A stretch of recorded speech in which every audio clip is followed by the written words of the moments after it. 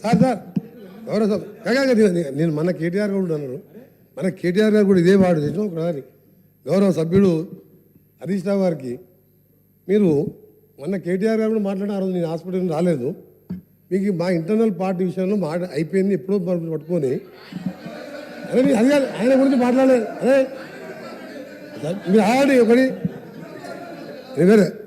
చూడండి.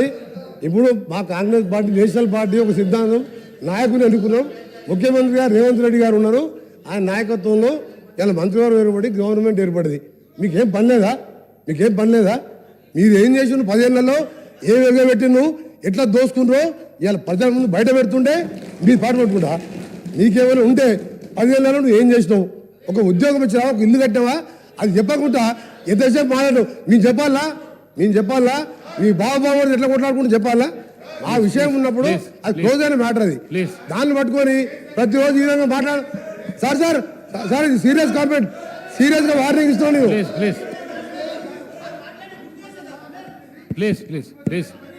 ప్లీజ్ కూర్చోండి.